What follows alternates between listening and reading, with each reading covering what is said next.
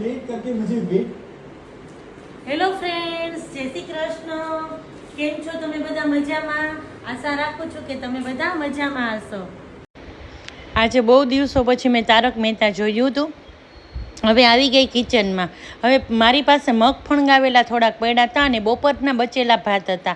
તો એના માટે હું છે ને પહેલાં મગ પુલાવ બનાવું છું. અને મગ પુલાવ છે ને આણંદની સ્ટ્રીટ ફૂડ તરીકે ઓળખાય છે. આપણે જેમ પાણીપુરી ખાઈએ ને એમ એ લોકો મગ પુલાવ ખાય છે. હેલ્ધી પણ હોય છે અને ટેસ્ટી પણ હોય છે. તો અહીંયા મેં વેજીટેબલ કટ કરી લીધું હતું. કોબી, કેપ્સિકમ, ગાજર, એક ડુંગળી કટ કરી લીધી હતી. અને હવે જો એનો વઘાર કરી લઉં છું. અને પહેલાં બધું વેજીટેબલને સાતડી લીધું. ઉપરથી આપણે જે ફણગાવેલા હતા મગ એ નાખી દીધા અને ભાત નાખી અને એમાં થોડું એવું પાણી છટકોર્યું છે, જેથી સરસ મજાના પુલાવ થઈ જાય.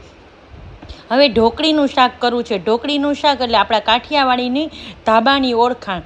હવે સૌ પહેલાં મેં 1 વાટકી લોટ લઈ લીધો છે, ચણાનો લોટ. હવે ચણાના લોટને એકદમ સરસ આપણે ફેટી લેવાનો છે. અને એમાં 1 વાટકી મેં છાશ નાખી છે ને 1 વાટકી પાણી નાખ્યું છે. આપણે 2 વાટકી પણ છાશ નાખી શકીએ, પણ મેં એ રીતે નથી કર્યું. હવે આ થોડું એવું 1 ચમચી તેલ મૂકી, હિંગ મૂકી અને એમાં બેટર નાખી દીધું હતું અને એકદમ સરસ ચલાવી લીધું છે. અને ચેક પણ કરી લીધું, તમને મેં બતાવ્યું નાની ડીશ ઉપર કે એકદમ સરસ આપણી ઢોકળી થઈ ગઈ હતી. હવે મેં મોલ્ડ લઈ લીધું છે. મોલ્ડમાં સરસ તેલ ગ્રીસ કરી લીધું છે અને એમાં ઢોકળી પાથરી દીધી છે. ઢોકળી ઠંડી થાય ને ત્યાં સુધી પેસ્ટ બનાવી લીધી છે. તો લસણની ચટણી, ધાણા જીરું પાવડર, હળદર પાવડર અને મીઠું સ્વાદ પ્રમાણે મેં એની પેસ્ટ બનાવી છે. અને ઢોકળી તમને બતાવી જો એકદમ સરસ સોફ્ટ બની છે. અને થોડું અડધી ચમચી મેં ચણાનો લોટ લીધો છે અને જે પાણી હતું ને એમાં જ એ ઝેરી લીધો છે, કારણ કે ઢોકળીનો રસ્તો ઘાટો થાય ને એ માટે. હવે તેલ મૂકી દીધું છે વઘાર માટે. તો એમાં સૌ પહેલાં રાઈ નાખી દીધી હતી. રાઈ ફૂટી ગઈ એટલે હિંગ નાખી દીધી છે. સૂકું મરચું, લીમડો, ડુંગળી અને આદુ મરચાંની પેસ્ટ આ બધું નાખ્યું છે વઘારમાં. અને એક મોટી વાટકી ભરીને પાણી નાખ્યું છે. પાણીમાં થોડો એવો ઉફાણો આવે ને પછી મેં એમાં છાશ નાખી છે. અને પછી કન્ટિન્યુઅસલી આપણે એને ચલાવતું રહેવાનું છે જ્યાં સુધી ઉફાણો ન આવે ને ત્યાં સુધી, કારણ કે નહીંતર પછી છાશ ફાટી જાય. હવે બધું ઉકળી ગયું હતું. એમાં મેં ઢોકળી નાખી દીધી છે.